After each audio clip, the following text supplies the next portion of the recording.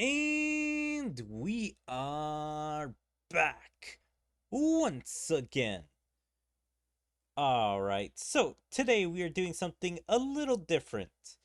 So I just completed Liza P an episode ago, and so with that, I was super disappointed that you could only choose one ending per run, apparently, and there was no way for me to get the other endings without playing the entire game. So, I don't usually do this on this channel, but we're gonna react to some videos on Liza P. First, I want to go through the endings videos to see what we missed, and then I want to go through a story analysis video to see what the true story of the game is, because I have some ideas and theories on what the true story was, but I'll make that after we watch the ending videos. But yeah, let's get into this. Let's watch the endings. I knew you could do it. We have all the ingredients we need. I dreamed of this day for so long. The moment you'd come back to life. You can be human again by using that vast supply of ergo in the arm of God. I guess we should skip this part because this is the bad ending, the same one we got. Lifespan. I just want to go through it a little bit. Seeming like it's basically the same.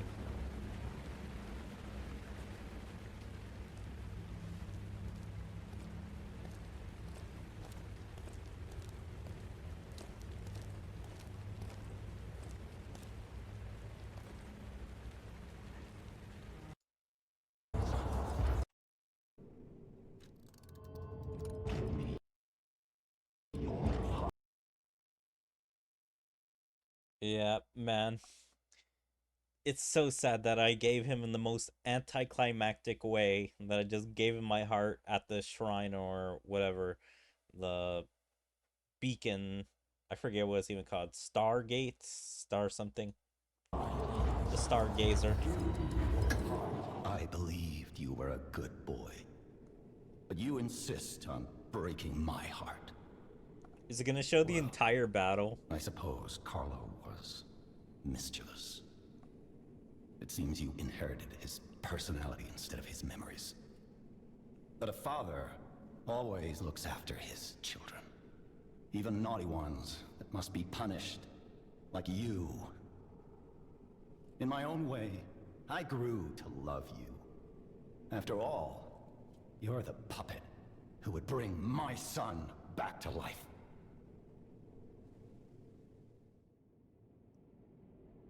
Yep, we did see all of this. I'm disappointed in you. It's so weird you can get half this cutscene and then get the bad ending. I believed you were a good boy. But I am a good boy, Papa. If you refuse, then I'll have to retrieve it myself.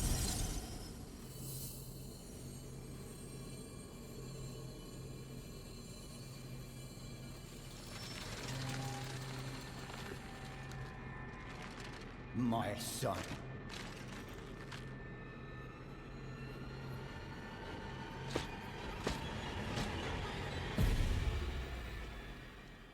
I just like how he walks away.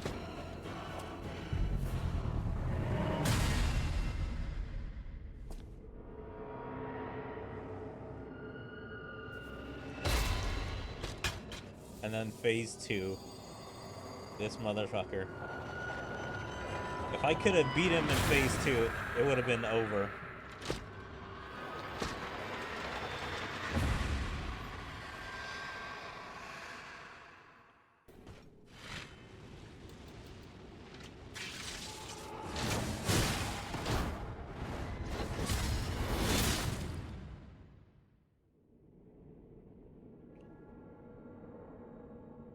Oh, damn.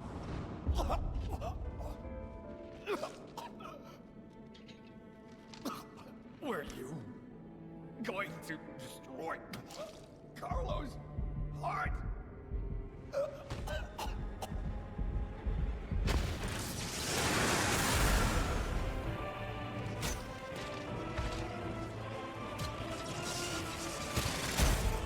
Like, whose heart did he give inside that other body?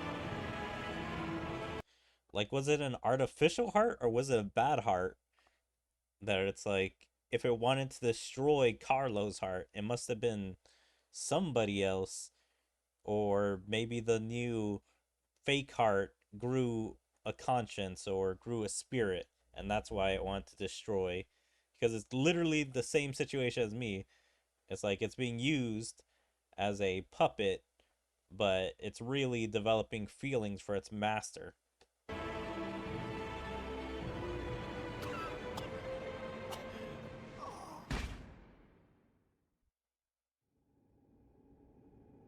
I know it. You're just a useless puppet.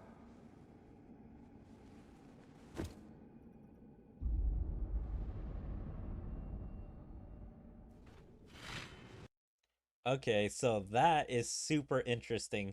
The good ending is basically like Geppetto saves you, but he doesn't save you for a good reason. He saves you just to like save Carlo's heart and dies like that. He's not redeemed at all. It's like I thought at the very end he was gonna say, "Oh, you truly are my son," or like say something of words of affirmation to him. But I wonder, is he still gonna die in this ending?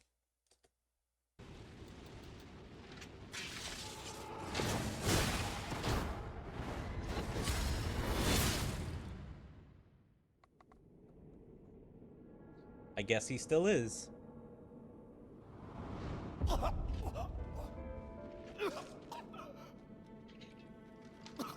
Were you going to destroy Carlos' heart?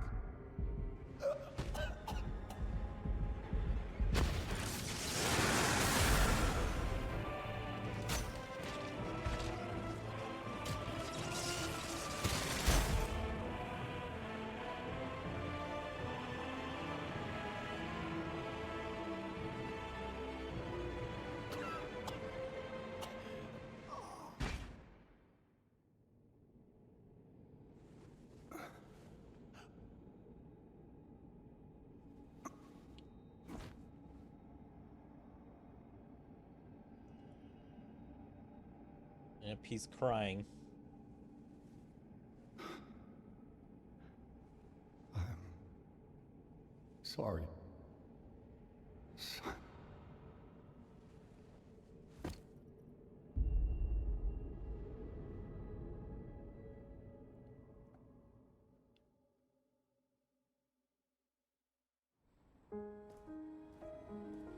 Doon, doon, doon.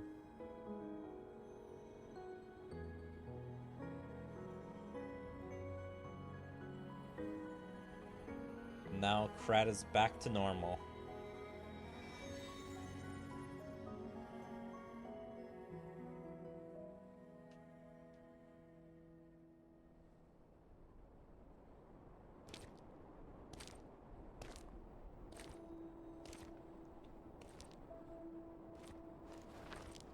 Yep, she's still alive, so it's like I should have made the choice to spare her and not like take away her pain.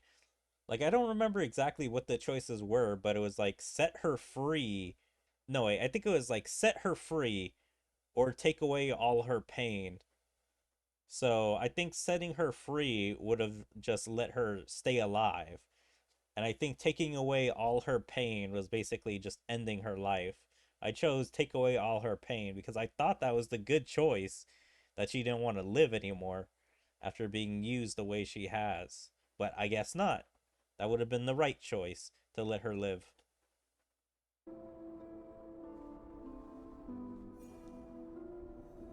So ergo to ergo.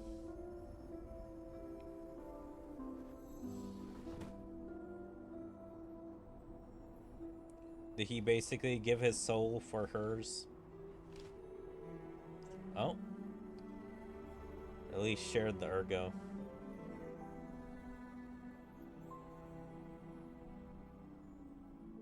It's so good to see you. I have a final report on the Krat experiment. You certainly took your time, Paracelsus. Your findings? I think we have a new brother. A new type of humanity, so to speak. There are many forms of eternal life. It's intriguing, and worth further observation. Noted. And we'll have to get his arm back anyway. I'm counting on it. Expect another report at the next meeting. Paracelsus returning. Ah, and when I return, I will find her. For sure. Another key of ours. Dorothy.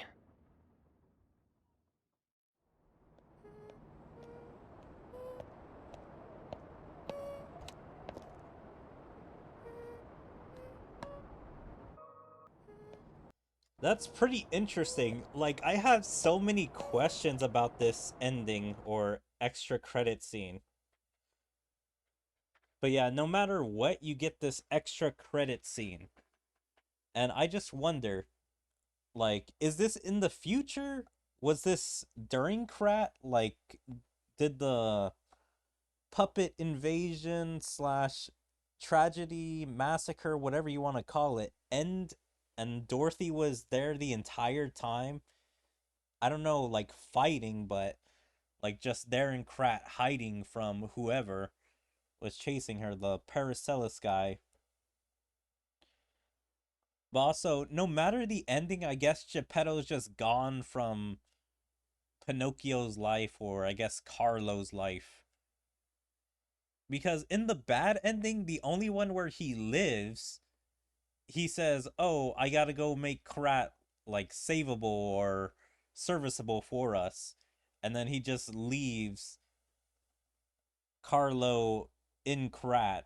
It's like basically that's the justification for you to be able to do everything in free roam or do anything you need to clean up the last of the missions. Because they probably write him out like to die probably in Krat like sometime later. While in the other two endings, he just dies because of that incident with the Carlo body puppet. But yeah, basically, it seems like they're gonna have a shared universe of a bunch of old stories or old movies, like all connected. So The Wizard of Oz and Pinocchio are, I guess, the first games. But there's also the question, is it gonna be another Liza P game, but just Wizard of Oz? And is it technically gonna be a sequel?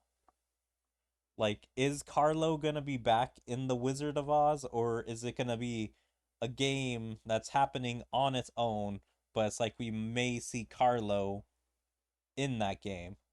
It's hard to say since the game just came out last year, but I'm really hoping to see like what it is within the next few years.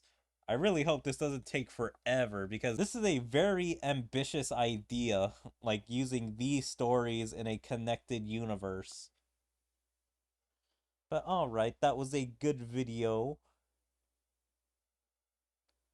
Uh Garlic power up. What a great video for his ending. Fuck, I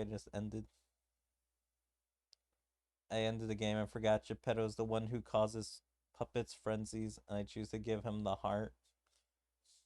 Interesting. But damn, this has so little views.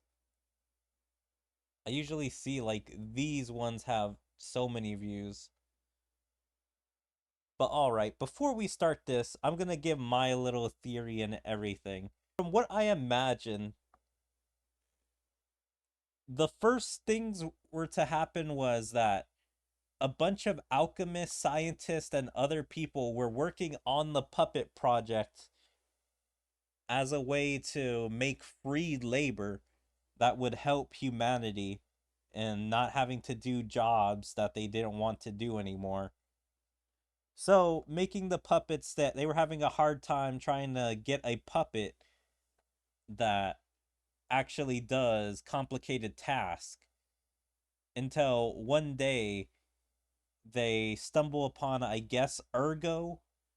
I didn't read the note of how they stumbled upon it, but once they had the ergo, they used that as a power source for one of the maid puppets. I'm guessing the original woman who died was a maid or some kind of caretaker, because apparently they were doing their job super well and were super affectionate about the children in the household they were trying to clean up for. On the discovery of seeing how well Ergo works and was able to allow the puppets to do complicated tasks, because Ergo is not only a power source, it's memories, I'm pretty sure it's personality, it's like everything left over from the person. So in a way, a person can still technically be alive if they have Ergo. Like they can use Ergo to transfer themselves into something else. So yeah, I don't know how many years pass, but puppets keep advancing forward over the years. And I don't know if Geppetto was the creator or if he's just a pioneer in puppet creation. But I'm guessing Geppetto was a very busy man in his time, and so he had no time for his son, I would imagine, being a pioneer of robot creation or innovation, something like that. He was one of those absentee fathers. And so I'm guessing Carlo's mother wasn't alive to take care of him. Or maybe she died in the puppet invasion, but I guess Geppetto just doesn't care since he never mentioned her in the entire game. Carlo's mother out of the picture, nobody was really watching Carlo, and I'm guessing Carlo and his friend that we saw in the desert of Urgo were both kind of like troublemakers. And something happens to Carlo, I'm guessing because of crime they were trying to do because they were troublemakers, or maybe he went off and was a soldier, because I think I remember something about them saying that he was interested in being a fierce warrior or soldier. So I think an incident happened within those years of Carlo growing up and hearing what happened to his son. I guess Geppetto becomes regretful for not spending more time with his son and wants to bring him back. And so he hatches up this convoluted plan. And I'm guessing he's working with Simon on this plan. I have no idea how the alchemist worked in the world of Liza P. So it means I have no idea if Simon and the other alchemist were there with Geppetto, like they already knew each other as co-workers for years before, or if they met each other when coming up with the convoluted plan to attack or take over Krat.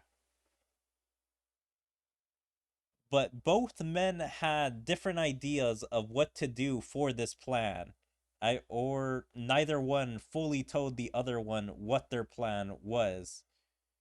But both of the foundations were basically the same.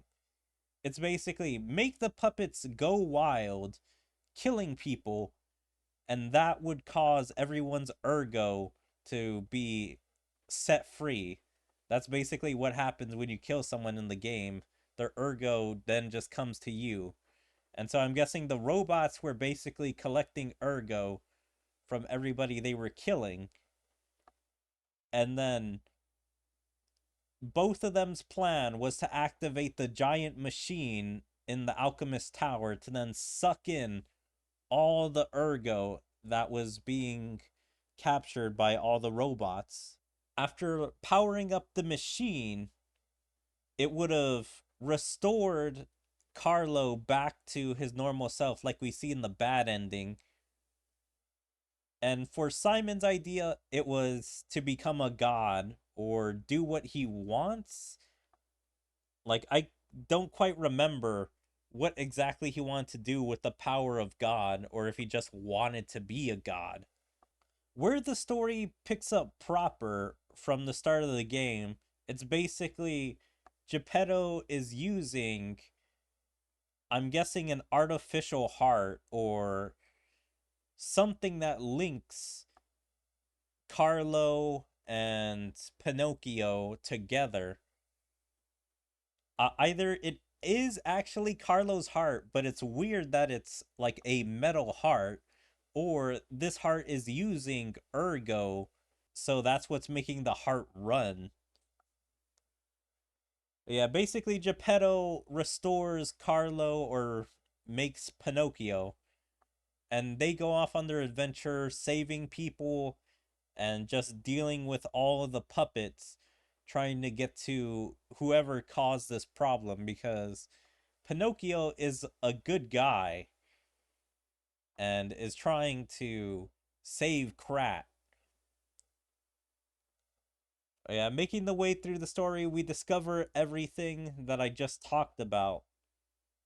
And then at the very end, you can make all three choices, where to be bad, good, or do the true meaning of everything.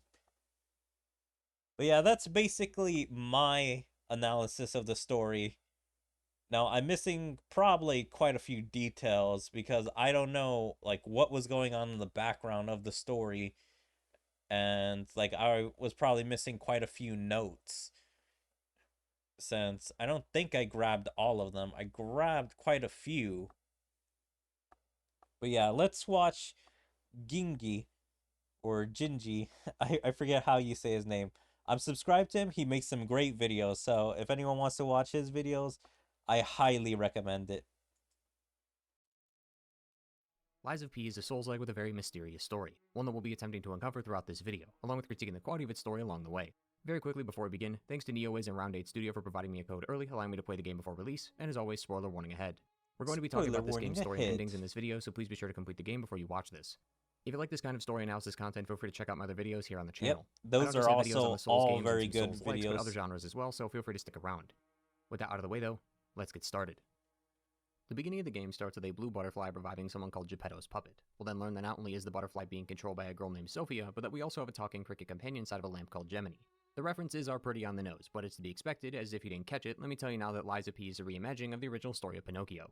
That's why the very beginning pays respects to Carlo Collodi, as he was the one who created the 1880 fantasy novel The Adventures of Pinocchio. That's why the very beginning... Oh, okay, so, I mean, aside from the original writer's name being Carlo, so they just call Pinocchio Carlo to kind of self-insert the original author in a way. Huh. That's actually pretty interesting. Pays respects to Carlo Collodi, as he was the one who created the 1880 fantasy novel The Adventures of Pinocchio. The references here are just the tip of the iceberg, however, as many characters and bosses in this game reference their novel counterparts. For example, in the novel, Pinocchio is followed by a talking cricket that advises and aids him just like Gemini does to us. And Sophia is related to the Blue Fairy from the novel, who in the text was the one who granted Pinocchio's nose the ability to extend whenever he lied. She was described as a young woman with turquoise hair, which fits the bill of our Sophia. Not all the characters are direct references, as others are just using the characters' names, like Puccinella, the butler of Vanini, who in the novel shares the name of a marionette that's performing at a theater. I will admit, this idea is what drew me to Lies of P in the first place. Souls-likes tend to be very samey after a while, as most just have items with descriptions and then place them in a generic fantasy world under siege from something. It's not very innovative, especially nowadays, but a Souls-like based on a children's fairy tale is certainly a nice change of pace, and even when the game falls into those aforementioned fantasy elements, it continues to stay in its lane and keep things centered around the adventures of Pinocchio. Say what you will about Lies of P, it's distinctly unique and really separates itself from the rest of the genre. With that being said, anytime a character appears with some amount of relevance to the novel, I'll be sure to point them out. Returning to the story, while we don't have a name as the game never provides us with one, it's safe to assume the puppet's name is Pinocchio, which is how I'll be referring to them from now on.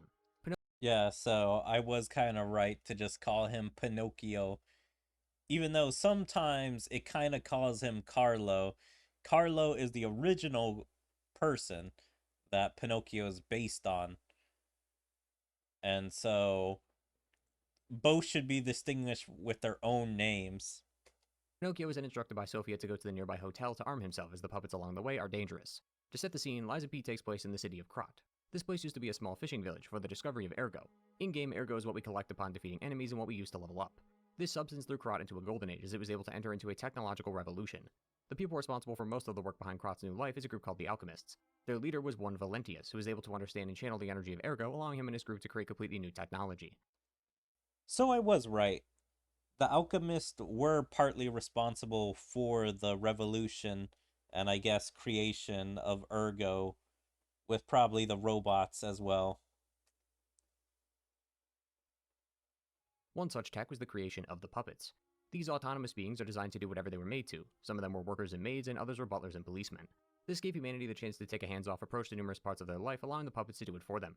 The maker of these puppets was a craftsman known as Geppetto, who was one of the most well-known So yeah, he was the creator of the puppets.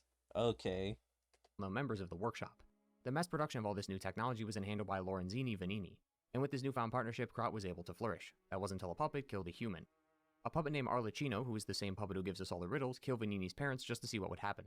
This would have caused a monumental backlash for everyone involved, so they decided to try and cover up the mystery by claiming that it was a mugging instead of a murder, leading people to believe that it was a human and not a puppet. This incident made Geppetto realize that commands needed to be hard-coded into the puppet so they could prevent more deaths. As such, each puppet has 4 basic principles imprinted into them called the Grand Covenant. These are, obey the commands of the creator, never hurt a human, protect and serve Krot and its people, and never lie. Geppetto, with the help of Vanini, was successful in creating a code of law that the puppets are forced to abide by. However, that didn't seem to last, as the puppets have clearly gone mad and are attacking the city. As such, a group of vigilantes known as Stalkers have been dispatched in order to stop them. While the Stalkers are all the same, the people they serve is where the difference lies. The two groups are the Bastards and the Sweepers. The Bastards are under the Alchemists in the workshop, while the Sweepers ally themselves to the old families of Krot. Hold on. Have been dispatched Because yeah, I was wondering, it's like I thought stalkers were just like strong warriors of the world. But that's interesting to see that they're just vigilantes. Because I thought they were actually respected people in the world. in order to stop them. While the Stalkers are all the same, the people they serve is where the difference lies. The two groups are the Bastards and the Sweepers. The Bastards are under the Alchemists in the workshop, while the Sweepers ally themselves to the old families of Krot. They don't get much mention in this game, but the old families of Krot are obviously the older families that used to own the city, but due to the discovery of Ergo and the power it came with thanks to the Alchemists in the workshop, they've been in close competition ever since. This whole fiasco regarding the puppets is also known in-game as the Puppet Frenzy, and it's our job to stop it. But that's quite the Herculean task, so we're going to start small and figure out where Geppetto is, and then hopefully rescue him before any danger comes his way. This is where the gameplay comes in and starts to flex its wings a bit. I won't talk too much about the gameplay, but I do at least want to go over the basics for those of you who haven't played it. Basically, it's a Souls game. I can't even say that as a joke either, as just about everything in the Souls games is here too. Bonfires, Estus flasks, backstab, stagger bar, the fact that jump is only able to be used while sprinting. It's pretty much all here, and honestly borders on the line of plagiarism at times, especially since Pinocchio's Legion arms are basically Wolf's prosthetic arms, both in design and functionality. The game does attempt to try and introduce new mechanics to separate itself, but most of the combat is pretty much one-to-one if you played a Souls game, which may or may not be a good thing depending on how you feel about them. Circling back to where we left off, while we explore the train station, we learn from a couple of notes that the city is bracing for a resurgence of the petrification disease. It's unclear where this came from and how it started, but the disease petrifies those it affects by hardening their skin, and is something that's going to keep popping up every now and again throughout the game. But for now, let's focus on the frenzy. As we can see, the town is already in shambles, with the dead lining the streets while the puppets aimlessly wait for their next target. Due to the nature of the frenzy, it's natural to call into question Pinocchio and why he wasn't affected. Well, it seems to stem from Geppetto. He made Pinocchio for a very specific reason, one which we'll get to later. But you can tell that he's different as he has the ability to lie. A common predicament the player will have in this game is whether to lie about a certain event to an NPC, such as this woman who wants us to find her baby. When we go to the instructed location, we find no survivors, but we do find a doll, and seeing as the old woman is losing her sight due to the petrification, we can tell her that the doll is her daughter and she would be none the wiser. Most of the choices are like this, but with various different circumstances. I did initially like the concept, but the choices felt a bit undercooked, as these choices don't really matter. Lying or telling the truth in this game only results in a change of dialogue, as you still get the same rewards. The primary reason is that it's not what the lies are that matters, but whether or not you decided to lie in the first place. Lying and telling the truth enough times is what decides the ending, and while that's fine, I think the occasional consequence could have been interesting. Either way, once you have managed to make through the first set of puppets, including the boss of the area, the Parade Master, you'll make it to the hotel where we're introduced to our base of operations and the title screen. As introductions go, Lies of P starts off quite well. There's enough mystery surrounding the world that it makes you want to uncover its dark secrets, although at least for me, a lot of that came from the intrigue of Pinocchio's history. It'd be quite foolish to make a story about Pinocchio and at least not take into consideration what makes that character so special. And as I said, Lies of P does excel at keeping that idea in mind. I hate that fat bastard so much. How these conversations shape our boy, quite literally in some ways. For a new release that really has to focus on exposition and detail so that the audience can be caught up to speed, while also giving the player enough time to get a feel for the gameplay, I think Lies of P does a great job bringing the player into the world of Krot. Inside the hotel is a group of guests who are taking refuge from the destruction. The one with the most importance is Sophia, or as I like to call her, Lady Ronnie, which, now that I think about it, is rather funny, given Ronnie was a puppet in that game. Either way, Lunar Princess Ronnie here tells us that while we do likely have questions about what's going on, what's more important is finding Geppetto, as he'll be able to answer any of the questions we have. So we head off to Elysian Boulevard to find him. Along the way, we'll also run into a stalker called the Mad Donkey. He's seen right outside Geppetto's carriage, attempting to get in, because he wants to find out why all of his friends were killed by the puppets, so naturally he goes to Geppetto for some answers. We manage to stop him before he goes too far though, but we can see that this whole disaster is really taking a toll on everyone. We'll end up seeing a few more examples like this throughout the game, and I really think it's one of the game's strongest aspects. It's one thing to say that there's a disaster, but it's another to actually show it, and while the game does do that through its excellent environmental storytelling, Having NPCs do the job instead allows for more emotion to come through, really hammer home how badly this whole thing has become. Unfortunately, Geppetto isn't in the mood to talk because of course he isn't. So we have to do one more thing before we can get some answers, and that's getting rid of the puppets at City Hall. The boss of this new location is the Scrapped Watchman, a giant puppet policeman. From the relevant Scrapped item descriptions, we Watcher. learned that this specific puppet was a mascot of sorts. Many people came to enjoy the puppet's company and thanked it for keeping the city safe. Its life would be cut short, however, as it was equipped with an overcharged storage battery that exceeded its capacity, causing a chain explosion that damaged most of its body and internal systems. As a result, it was going to be disposed of, but Venini wanted to test some experiments on it to see how far they could push their technology. For some odd reason, though, it was still able to perform some of its mascot roles and is still very popular with the children. In fact, its boss soul item description says that while it was contorted and broken from the adult's desires, he never forgot the children who considered him a friend. It's a very heartwarming story for a horrific of a game as this is, but not only does it show That's so weird. They kept it around, like, I'm guessing it was a normal police officer puppet for a while. It overcharged itself and destroyed itself using its battery. And then they gave it a bigger body to test out new technology. how much the puppets have affected the people of Crotch as they started seeing some of them as mascots, but more importantly, how some of the puppets are starting to show emotion. Puppets realistically are just machines. They don't have any complex thoughts and feelings like humans do, but this puppet clearly cared about the kids. He even kept a doll that they made of him on his person at all times. It's this idea of puppets displaying more human-like emotions that continues to be brought up throughout the game, but for now it's just used as an introduction and an interesting showcase foreshadowing the events to come. With that over though, we can now talk to Geppetto, who is elated to see his son, but also understands that work still needs to be done, so he sends us off on another mission, which is to liberate a few places in Crod from puppet control. These are Venini Works, the same for Angelico Cathedral, the Malum District, and Rosa Isabel Street. Sadly, the game does not really offer as much freedom as it sounds, as while we do get to visit all these locations over time, the map is pretty linear, so we're forced to go through a set order, starting with Venini and his workshop. Venini Works mass produces puppets, so as long as the puppets have control of the facility, they have access to unlimited reinforcements, which is more than enough reason to put it out of business. The workshop is another good look at the horrors of this world thanks to this area's boss. Admittedly, it's not super important, but it is a scary sign of how obsessed the people of Krot were with the puppets. Some of the puppets you fight throughout this game are massive. One slight malfunction and these things could kill someone, but this thing is absurd. Obviously the puppets were not designed to kill people, but it really starts to put things into perspective when you realize that they most definitely can kill people, they're just being held back by a code of law, a code that is also not currently working. It's a classic tale of humanity being overly greedy with technology and then paying the price for it, but this puppet is where I really started to appreciate the design of these enemies, as yeah, the variety isn't super impressive, but the designs of them are. Each of them is incredibly distinct, and you can tell immediately what they were made to do just by their designs. And we're never told what this thing's purpose is, but given its size and the two giant balls for hands, this puppet was likely a replacement for wrecking ball construction vehicles. On the topic of that, Liza P rarely delves into the impact of having this many puppets and how this could affect the workers. As from what I can tell, most people are actually pretty happy with them, despite the fact that numerous puppets are realistically designed to take people's jobs. It's kind of an unfortunate mishap, as I don't recall ever meeting anyone in this game who's annoyed at the puppet's existence. Yeah, I guess I never thought about that. Like, all these puppets, like, taking jobs, and no one was ever complaining, like, damn puppets took my job. Like, unless everyone is getting paid not to work, I would see, yeah, very much a lot of conflict by this. Being said, it does end up working out well narratively, but in a different way, as while the people of Krot don't harbor negative feelings towards these inventions, they do sensationalize them. Everyone in the city loves these things, and it's causing lots of the public opinion to be centered around them, which is why there's such a demand for these things. That's also why the new designs have to be bigger and better, like the giant puppet we just talked about, or this thing that looks like a smaller version of an armored core mech. It's almost like the Armored inventors core are saying, mech. a robot with two giant drills and saws for hands? Fuck it, let's send it to the assembly team. And it's this greedy attitude that would be the city's downfall, as their greatest asset has become their greatest nightmare.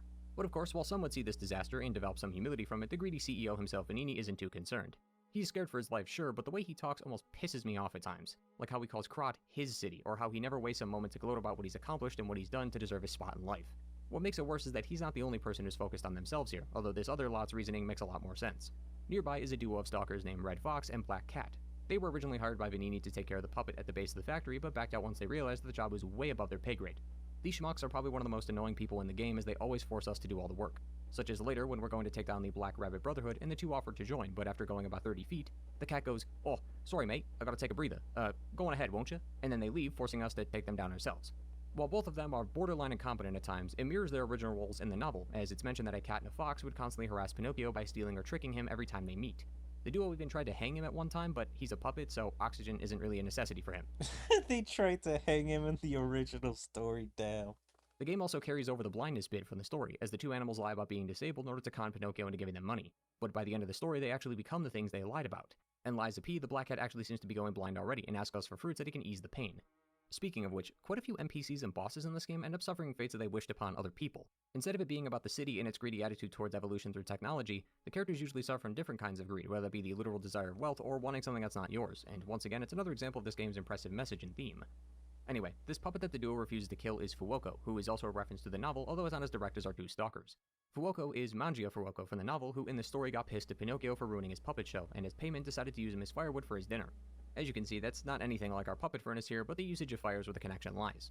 As for Fuoko the puppet, he's in charge of the furnace down here, and Benini wants us to defeat him and also check to make sure his butler Puccinella is safe. Something interesting about this boss though is that multiple pieces of lore refer to some kind of king of puppets that Fuoko worships. You can even see him talk about it in this garbled speech that you can sorta make out. Both of these are connected though, so we'll talk about this later. But once again, there's another strange example of the puppets not doing what they were designed to do. We have a police officer who's growing feelings for humans, and now they're crowning kings.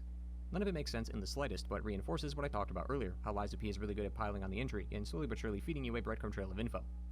Past the factory is Moonlight Town, a rundown place that used to be the start of the people's pilgrimages when they were heading to the cathedral. Moonlight also collaborated with the current Archbishop of the cathedral, Andreas, as both locations became colleagues over time. So Andreas would help the people of Moonlight in any way he could, and in turn the town would spread the word of his good deeds. As you would expect though, the town is vacant thanks to the puppets running wild and killing everyone. But once we reach the cable car that takes us to the cathedral, we're greeted by a horrifying creature with blue blood all over its body. As we'll soon see, the entire cathedral is overrun by these things, and size and symptoms seem to vary constantly. As if the monster is going to get any more terrifying, we find one of the biggest so far, who is our next boss, Archbishop Andreas himself. Gross would be putting it mildly. The man is hideous, but given his related appearance to the other monsters, we can assume the same thing happened to him. According to the legend, Saint Frangelico met with a one-winged angel and founded a church with his name on it. It's unclear how long ago that meeting was, but eventually Saint Frangelico would pass away and someone be appointed as the head of the church. In the modern day, that person is Archbishop Andreas. He was such a kind and good-hearted person that many people believed he was Frangelico himself. But that's just what the public sees, as underneath all that is a greedy archbishop who was unable to acknowledge how corrupt he was becoming, so he made up a lie saying that he was chosen by a one-winged angel too. Well, as a way of karmic justice, Andreas became the thing he made up. He became a one-winged angel, at least appearance-wise anyway. Judging by his death dialogue though, he seems to have regretted this and wished that he could just return to the old him before the greed came. This is likely referring to a diary of his which talks about his meeting with the alchemists. Andreas claimed that the alchemists were ruining Krot and that they should have been cast away when they arrived all those years ago, further saying that this disaster was divine punishment and that Krot is a city blessed by God and one that Interesting. Like, aside from hearing that he was greedy, apparently, and kinda had a hubris, I mean, this guy doesn't seem so bad. Like, he already was on, like, the side of getting rid of the alchemist, and kinda seemed pretty smart, and it's like, usually whenever someone gets a horrible power-up, they're usually not saying, oh man, I wish I could be back to the way I was. They're usually like, hell yeah, I get this disgusting power up, and now I'm like 10 times stronger than normal people. It's like, they start celebrating that. It's rarely the villain is usually like, I regret my transformation. Andreas will do his best to save. This, coupled with the monsters we saw in the church, is really starting to point to the alchemist being Hold on, he tried to save all people. those years ago. Further saying that this disaster was divine punishment, and that Krot is a city blessed by God and one that Andreas will do his best to save. This coupled with Yeah, he does not seem so bad. Like, maybe he slipped up a little bit in wanting to be a bad guy, but overall, he wanted, like, to do good things. the monsters we saw in the church is really starting to point to the alchemist being the core of the problems here in Krot. At this point though, all we know is that the alchemists are trying to figure out how to stop the puppet frenzy, but seeing as we haven't seen any of them all game, this is likely a lie. Moving on though, once Andreas is defeated, we see a quick cutscene that is obviously of our main villain, before going behind the cathedral to the Path of the Pilgrim, which leads right to the Malum district. Sadly, there isn't much to say about the Malum district, except the fact that it's a fairly poor and rundown district within Krot. Given its close proximity to the church, Andreas likely tried to help them as much as he could, but he can only do so much. Both puppets and monsters now stalk the streets of these places, but the main antagonists of the area are the Black Rabbit Brotherhood. We saw them earlier in the game, but this is our first official meeting with the group. We also get to meet with the Stalkers again we saw back at Vanini's workshop, and it's here where they have that conversation about us joining forces and then bailing almost immediately. It would have actually been nice if they helped too, as the group gangs up on you throughout the fight. They also don't drop a boss soul this time, as the fight only ends when the big brother dies. But from what we can gather, they're also a group of stalkers, but unlike the bastards of the sweepers, they only answer to themselves. It's a bit light on the details, at least when it comes to other bosses that we've already discussed, but that's mainly because they'll return a bit later for a second round. Having said that, we can see from their various journals that they were in talks with the alchemists, as they have a ledger that details some of their recent business transactions. One of the notes talks about a gold coin tree, which is this giant tree behind their base. It said that the tree's fruit is able to cure any kind of disease possible. We'll actually be able to use this tree to help alleviate some of the pain Lady Antonia is going through due to the petrification. And a new NPC, Giangio, also wants us to help him find the tree. The door behind the tree also leads right back into the hotel, which makes me wonder why no one mentioned this and why they didn't just open the door from the hotel side. But sure. Inside the Brotherhood base, though, is also a painting of Pinocchio, which is strange. If we take it back to Geppetto, he thanks us for the painting, but he doesn't mention that Pinocchio is on it. He just says that this is a memory of his from a happier time. You would think the two would talk about this, but he just brushes it aside, which is a little odd, but something that will come back around later. After their talk, Geppetto tells us that Lady Antonia has the key to Rosa Isabel Street, which is what we'll need to get to the King of Puppets and hopefully stop this frenzy once for all. Rosa Isabel is a well-known entertainment district within Krat. Its most famous resident is Adelina Corday, the singer in the red dress. We can actually meet Adelina along with her sister Patricia. Patricia had always wanted to sing with her sister, as her dream was to one day be on the same grand stage together. Adelina, on the other hand, may have not shared that same dream. She says that she wanted her sister's voice and would do anything to get it. Well, one day she had her drink poison, which ruined her golden voice, allowing Adelina to take center stage for the rest of her career. It's a really sad tale, as the sisters exchange lockets with each other, and you can tell that Patricia really loved her sister, but has no idea that love wasn't reciprocated back, as she doesn't even know about her sister poisoning her. This is also why we fight Patricia, as she decided to become a stalker due to her singing career basically being over. So in a roundabout way, her death is on Adelina's hands, not ours. The main reason we're here, though, is not for the prima donna, but for the King of Puppets himself. But once we arrive at the theater, we see a play being performed by some of the puppets, which shows Geppetto taking out Pinocchio's heart and putting it into another puppet. This most certainly will not be relevant later. Afterwards, the King of Puppets arrives to do battle, but after killing him, we see another being inside challenges called Romeo. Once Romeo dies, though, we're then given a necklace as a reward that says, "To Romeo from your friend C." To spoil it ahead of time, C is referring to Carlo, or more specifically, our Pinocchio here. That boy in the painting is Carlo, but we aren't technically Carlo. We're a puppet that looks like him. Carlo is the real son of Geppetto. That's why Geppetto cares so much about Pinocchio, as he's a spitting image of his son who passed away. But if Romeo is the king, then why did he start the puppet frenzy? Well, he may not have. His boss soul says that one day he woke up on a throne that wasn't his, implying he was just forced into this king position. Furthermore, at some point in the game, Vanini gives us an ergo wave decoder, which is what we use to figure out how the frenzy started, and we learn that Romeo was communicating through ergo waves, or for lack of a better word, Bluetooth, to communicate with the other puppets across the city.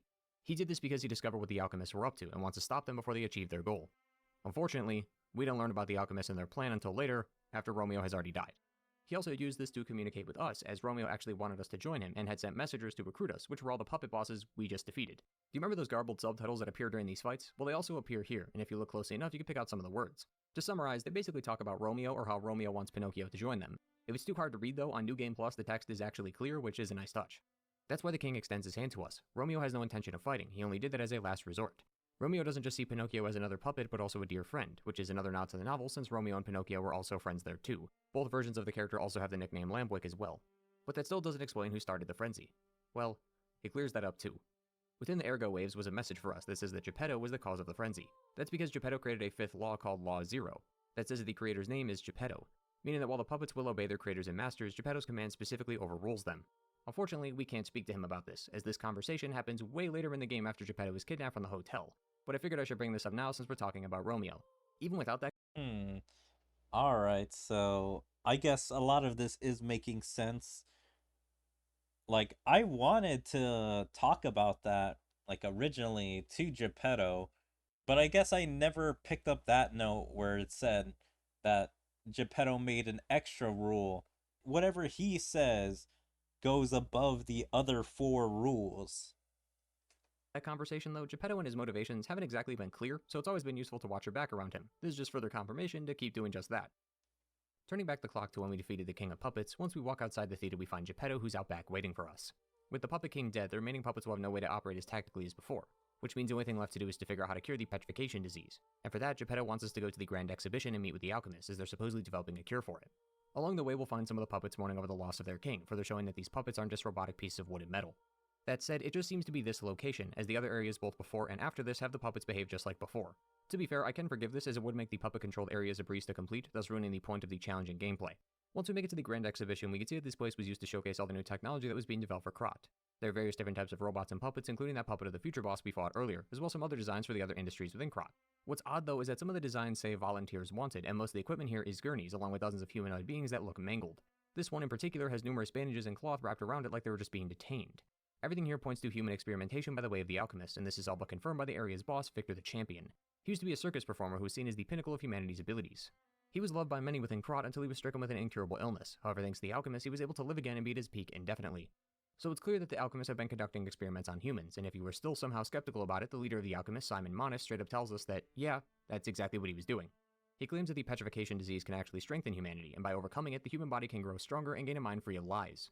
This is all possible thanks to ergo, as ergo is basically the essence of a person's life force and memory but trapped in a crystallized form thanks to the petrification disease hardening the body. Ergo was also put into the core of all the puppets, which is why some of them started awakening their egos. Polandina, for example, despite being a puppet, is in love with Lady Antonia.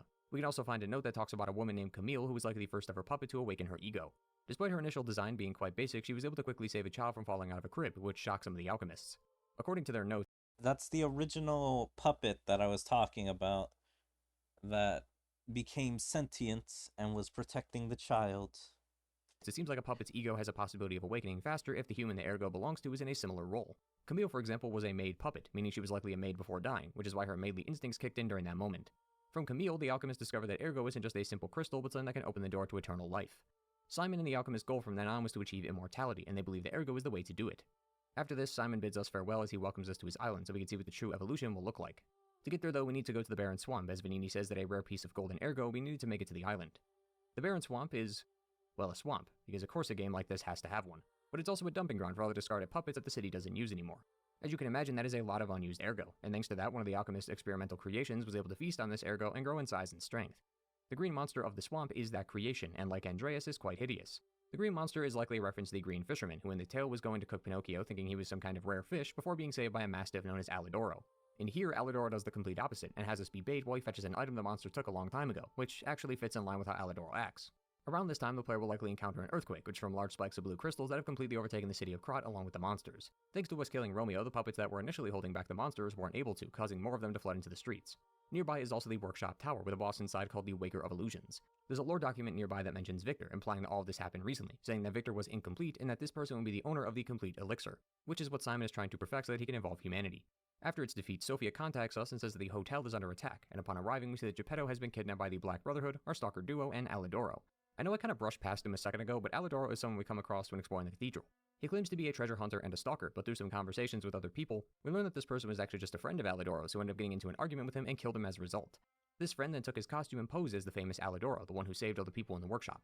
Thankfully though, everyone is alive, including the hotel cat, who is arguably the most important member of the hotel. From here we are told to play a certain chord on the piano in order to gain access to a secret entrance that leads to the relic of Trismegistus, as it's the only way to get inside the Isle of the Alchemists. So once again, Lady Antonia has a key but doesn't tell us. Look, I know you're likely senile already, but help me help you, you know? At the bottom of this level are the Black Brotherhood who want to challenge us again. It's pretty similar to the previous fight, and as such, there isn't much to talk about, except that halfway through the fight, the older brother comes back, but looks a lot more like Victor from the Grand Exhibition. The alchemists seem to have found a way to revive the eldest brother, which is kinda horrifying if you think about it. Behind them is where Alidoro is stationed, and where he confesses to killing Alidoro and then impersonating him. The reason he participated in the kidnapping at the hotel was because the alchemists promised to get him out of the city if they succeeded. In fact, all of the stalkers were given the same promise. However, we end up meeting with all of them throughout this section, so we'll never know if the alchemists were actually going to make good on their promise. With the Brotherhood finally dead, nothing is stopping us from getting to the island, except Pinocchio's drive. Damn, I can't believe he didn't mention how the fake Alidoro is supposed to be, what's their name's brother, the engineer girl or the blacksmith girl? Actually, he hasn't even mentioned her. Like, damn, she's not even getting a tiny bit of this story. Driving as he beaches the entire submarine instead of just resurfacing it. Waiting for us on the beach is Sophia. Here is where she reveals to us that her real body is not the one at the hotel, as her real body is actually at the top of the Alchemist Tower. Earlier she told us that the reason she woke us up was to save Krat, which is a fairly reasonable thing to do, but she lied, as she only revived us to save her. Sophia is the daughter of Valentius, the original leader of the Alchemists. Simon Manus was Valentius' right-hand man, but when Simon took over, things started to change. Around this time, Sophia was also able to awaken her ergo powers, which is described as manipulating time. She ended up becoming so well-versed with these powers that Simon kept her here as his tool. Due to this, she wants us to kill her once we find her. She's suffered enough and just wants peace now. To get to where she's at, though, we need to cross the beach, which she says is filled with memories thanks to the ergo flowing through the area.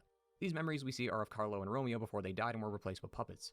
The two of them grew up together in the Monad charity house. Sophia likely knows of the boys too, as Sophia's last name is Monad, and there was a flyer with her name written on it for the charity house. The two of them would then meet with a legendary stalker and asked if they could train with her. She says no and tells Gemini to tell them off. This either means that Gemini was also a stalker, or at the very least human, which might explain the bloodstains surrounding him when we first meet, or Gemini was always a cricket but worked with the stalker. Unfortunately, lots of the details are unknown, as we don't hear anything else about Gemini, and we also don't know how Carlo died, but we obviously know that he dies because Pinocchio was made to look like him. Upon arriving at the tower, we now begin the slow descent up, which almost feels like padding at this point given how long it takes to climb, plus I was already— Yeah, Jesus Christ, that took forever to get all the way up there. I was like, what's the— there's even more! Like, every time I thought I made it through, it was like only a percentage through, like, some area. 30 hours into the playthrough at this point. To make matters worse, there are also 3 more boss fights, or 1 if you play your cards right. The Red Fox and the Black Cat are here at the tower and tells us that Simon promised them a way out of the city if they cooperated. She doesn't care about Simon's promise though, as she just wants to be with her brother. If we give both of them gold coin fruit, this prevents us from fighting them. If we refuse, then we have to battle. According to their equipment though, it seems like the Black Cat was an orphan and had convinced the Red Fox that he was her brother. Over time though, he felt really bad about lying to her, and Huh. if we give both of them Interesting. Man, maybe next time I won't give them my fruit, so I'll fight them, but I want to be a good guy. gold coin fruit, this prevents us from fighting them. If we refuse, then we have to battle. According to their equipment though, it seems like the Black Cat was an orphan and had convinced the Red Fox that he was her brother. Over time though, he felt really bad about lying to her, and a part of him actually wished that it was true because she really cared for him. The Red Fox belonged to a family of high society, if the clothing didn't give it away. But she seems to have left and distanced herself from them due to her brother, who as we know isn't actually her brother. For annoying as these two can be, they do really have a touching story attached to them, and honestly, I couldn't really see myself fighting them. Mainly because of the aforementioned problem of me being 30 hours in and just wanting to hit credits, but honestly, they weren't really bad people. Unlike Alidoro, they presumably haven't murdered anyone, and anything they did that could have been malicious was probably just to save the other. Speaking of devoting your life to protecting someone, the one boss we can't skip is Laxasia, Simon's guard. Laxasia is completely covered in metallic armor and easily wins best boss design in the game. According to her boss soul, Laxasia used to be a woman called Adriana, but after being baptized by the elixir, she became the first whole being. The only thing that was different about her was that her feelings for Simon can never be erased. So she decided to become the guard in metal armor, sworn to protect Simon until her death. Behind her is Sophia's room, and yeah, I can kinda see why she wanted us to kill her. Still, we are given the option to keep her alive if we're that sadistic. If we do kill her, we get gray hair, which is an interesting reward, but this is the only time this happens. If you lie enough times throughout the game, Sophia will speak to you, and then all of a sudden you have long hair. Gameplay-wise, it's just a neat cosmetic, but narratively it's meant to show that Pinocchio is changing into a human, as puppet hair doesn't grow. Just like all the decisions though, what you do doesn't really matter, as she ends up dying shortly after anyway. It's a real shame, honestly, because that same thing happens with Lady Antonia, as regardless of whether or not you chose the cure, she still dies. The only difference is that she gives you a letter thanking you for making her final moments happier. I'm not saying it has to affect the main story, but just something, anything, would have been nice. The other person who's been captured in the tower is Geppetto, who we can tell off for being a bad father, but all that changes is a line of dialogue. At the very top is none other than Simon Manus, who is starting to look like Solomon Grundy. Simon's history is fascinating. His motivation is less so. Simon's writings seem to imply that his father was a god, as he wrote a confession before taking the elixir that states that the being that created him was no normal human. Given his father, it would make sense that Simon was a god too, especially since his boss soul says that the boy was among those who are made to live an immortal life, however he was deemed a failure and abandoned. This godlike being also gave him the ability to read minds, and by now we've heard this mentioned a few times. Back at the train station is a secret door that has a letter from Simon addressed to us, where he says that he's able to read minds and thanks us for being able to find the relic that he lost.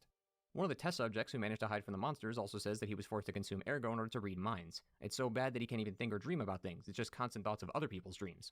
The problem came when Simon's father betrayed him and cast him out of wherever he came from. He felt hurt by this and vowed to create a world where no one can lie, and he thinks that summoning God can achieve this.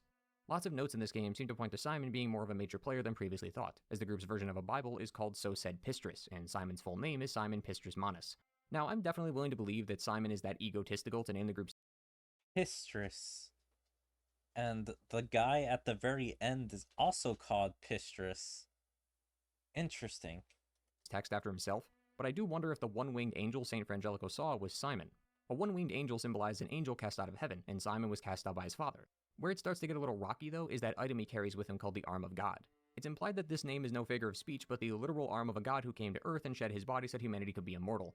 Part of me wants to believe that this was Simon's arm, who somehow managed to then infiltrate a group that was worshipping him, but I'm not too confident in that theory. Either way, Simon's main goal is to become immortal and prevent the spread of lies.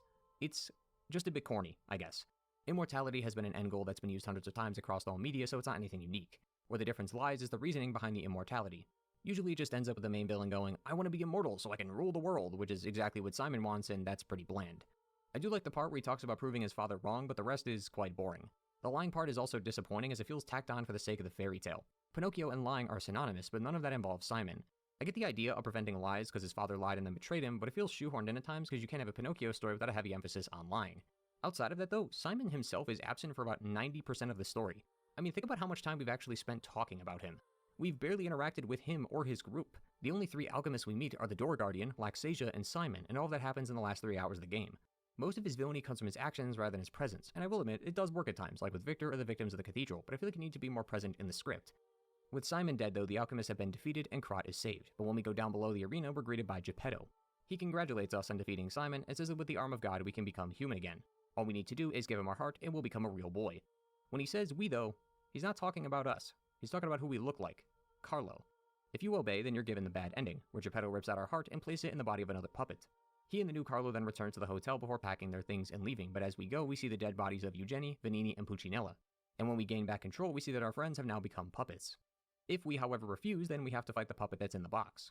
It's another two-phase fight, where the puppet starts using blood-related attacks that I swear I've seen before. According to the achievement, this nameless puppet was the first puppet Geppetto ever made, possibly meaning that Carlo's death and his plan to revive him was what got him into making puppets in the first place. But during the scuffle, Geppetto will reveal to us that Pinocchio was never a part of the Grand Covenant like the other puppets, because we still have Carlo's memories inside of us. One thing I'm still puzzled about, though, is that puppet frenzy, as I don't recall the game ever bringing this up again after the fight with Romeo, which makes me question why Geppetto did it to begin with. Romeo has no reason to lie to us, and if he's telling the truth, why would Geppetto start the frenzy and then ask us to stop Romeo? At the end of it all he wants to do is revive his son, but how does the puppet frenzy accomplish that? Geppetto apparently needed a vast amount of ergo as well as the arm of God in order to achieve this. He never states where that source of ergo is coming from though, as the tower is not only filled with it thanks to us defeating the bosses, but we also have a ton of it inside of us due to leveling up. Plus, he didn't even know Pinocchio was alive until we found him, since Sophia was the one who revived us, not him. He also doesn't seem to want Krat destroyed either, as after this ending he talks about dealing with the rest of the puppets and the petrification disease. Romeo once again could be lying to us, but I really can't imagine he would as he has no reason to. Genuinely do let me know if I missed something here, because I don't recall this ever being elaborated on again, but I could be wrong. In a way though, I do kind of respect his motives, as at its core it's really just a father who wants his son back, but seeing as Pinocchio was essentially made to be an organ donor for the real Carlo, we're not going to let him do that. It also showcases a flaw in Geppetto's thinking, as he could have had his son the whole time had he just treated Pinocchio like one instead of seeing him as the puppet who would have saved his son's life. This idea of Pinocchio being a real boy is also what decides our ending. All throughout the game we're given the choice to lie or tell the truth. Telling the truth gives us the good ending, where right at the end of the fight the puppet goes for the killing blow before being stopped by Geppetto, as the puppet started having a mind of its own and realized that it was going to destroy Pinocchio's heart, which would have ruined Geppetto's plan. In the good ending, Pinocchio then holds Geppetto in his final moments as he curses him for just being another puppet. If you've been lying throughout the whole game though, then you get the true ending, where Geppetto realizes that he was wrong and that Pinocchio was always the son he wanted, as he sees a single tear fall from his cheek, showing that he is now officially a real boy. He then goes back up the tower and somehow magically makes a puppet with blue hair and ergo so that he can give Sophia a chance at life. I know I called her Ronnie as a joke earlier, but this is starting to become a bit uncanny. It seems like Pinocchio dies here, but when we go back to the hotel we get a letter from Sophia thanking us for reviving her. What I assume happened is he just collapsed from exhaustion due to his body now becoming human and catching up with all the stress that he put on it throughout the game, but I could be wrong. Regardless of what ending you get though, an after-credit cutscene shows Giangio talking with someone. He claims that the Krat disaster was an experiment, and that a new brother was born into eternal life, likely referring to us. Giangio also seems to be an alchemist, as when we talk to Polendina about getting a cure to save Lady Antonia, he says that a well-known alchemist might be able to help her. But the person who gives us the cure is Giangio, possibly implying that he's a part of their organization. Also, his other name according to the cutscene is Paracelsus, who is an actual alchemist in real life. The last line has one of the more interesting implications though, as Giangio claims that his next target is a girl named Dorothy, before showing a scene of a girl with red heels walking on a rooftop in Krat. I assume this is the Dorothy he's talking about, and if so, the only Dorothy I know of with red shoes is the one from The Wizard of Oz. If that's true, this means that coupled with Pinocchio, Giangio and his companions are hunting down main characters from other fairy tales. I don't want to say this is fact, but there are way too many coincidences for that not to be. Either way, this thing with Dorothy is likely setting up a future DLC for the game, but at the moment we have no news on if or when that will be released. With that though, we have now come to the end of Lies of P, a fairy tale Souls-like that has quite a mysterious story. Let me know what you think about the game and the video in the comments down below. Also let me know what ending you got if you Yeah, that was super fascinating. I enjoyed the video on all the little details that I didn't catch on my playthrough, but I think I was pretty good, like 60-70%, but there was a good 30% I couldn't tell. Yeah, I forgot about those details about potentially Pinocchio, or I guess Carlo, dying in some kind of incident and the stalker finding him. Like, we don't see his death, but we just know he died because of that. Well, anyway, I hope you guys enjoyed these videos. They were all super interesting. And make sure to go give them likes and subscribe if you enjoyed the content. And we will likely start a new game very soon. But anyway, if you guys enjoyed my commentary or my walkthrough of Lies of P, make sure to follow me on all my social medias, like my Twitter, my Twitch, my YouTube, my DLive, my TikTok, my Kick, Rumble, Odyssey, and Dailymotion. Make sure to check out my second YouTube channel, and like and comment on all my videos, and even join my Discord. There you can stay up to date with everything I choose to do, or my streams, videos, or anything else. May I hope to see you guys next time. Bye.